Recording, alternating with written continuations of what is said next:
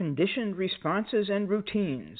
You've reached Talking with Dr. Terry, 180 Seconds to a Better You, message number 303, and I'm Dr. Terry Wurzbacher. A conditioned response is a learned response to a previously neutral stimulus that has been paired with an eliciting stimulus.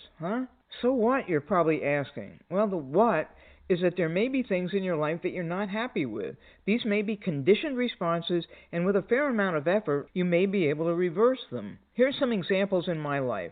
The funniest one is that if I pick up a book to read in the morning and start to read, I will begin to yawn. This happens without fail.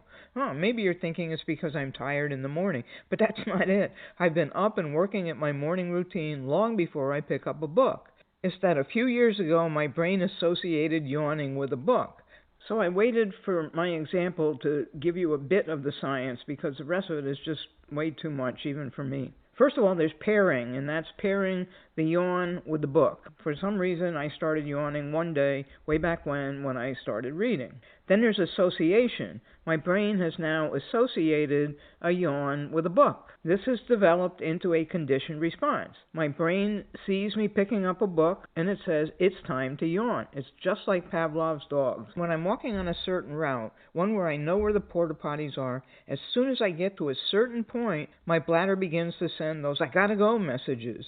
Then when I'm on another route, leaving under the exact same conditions, I'm fine at the same distance because the porta potty on that route is not for another mile, and my brain knows that. When I found out that I was feeling fine all the way until about a half mile from where my brain knew the porta potty was, all of a sudden I really had to go. What does this have to do with routines? I've been having chronic daily headaches for the past 5 to 6 weeks, and I've associated most of it with my daily morning routine. There's more to it, though, that I haven't figured out because it's also there when I wake up. However, I decided to change my morning routine and see what happened. It's been less than a week, so I can't really tell about the effect on my headaches, except that so far they've not occurred when I woke up. What I have noticed, though, and I can report on, is that I feel a sense of freedom and excitement now that I've changed up that routine. I do parts of it in the evening or throughout the day, so I haven't eliminated anything. I've just reordered my routine. It's made all of those aspects much more fun and worthwhile. They're no longer rote.